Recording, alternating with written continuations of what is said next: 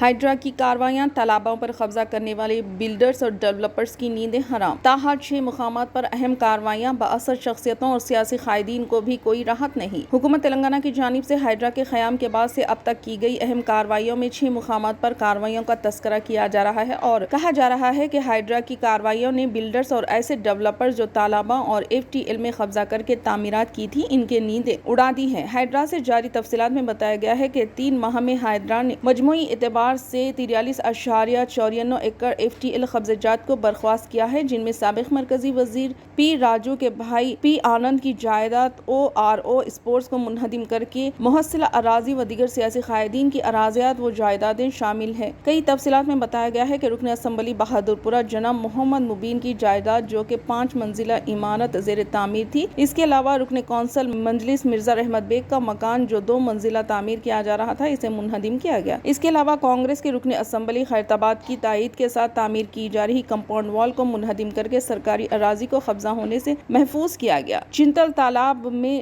رتنا کرم راجو نامی مقامی BRS قائد کے قبضے کو منہدم کیا گیا۔ مس انوپما کی جائیداد جو کہ بااثر شخصیت کی اہلیہ کو منہدم کر دیا گیا۔ سنیل ریڈی جو کہ BJP ٹکٹ پر منتھنی حلقے سے مقابلہ کر چکے ہیں، ان کی جائیداد کو منہدم کر کے اسے بھی حاصل کر لیا گیا۔ کاویری سیٹس کے مالک و سابق رکن Tirumala Tirupati Devasthanam mister GV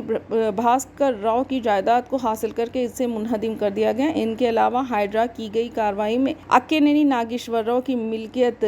convention کے گزشتہ یوم انہدام کے بعد ہائیڈرا کی مختلف گوشوں سے ستائش کی جا رہی ہے اور شہر کے مختلف مقامات پر آج عوام نے ریلی منظم کر کے ہائیڈرا کی غیر جانبدارانہ کارروائیوں اور تالابوں کے تحفظ کے اقدامات پر خوشی کا اظہار کیا اور کہا کہ ہائیڈرا کی کارروائیاں شہر کے بچوں کے مستقبل کے تحفظ اور ان کے لیے شہر کو رہنے کے قابل بنانے رکھنے کی کوشش ہے، جن کی تائید کی جانی چاہیے۔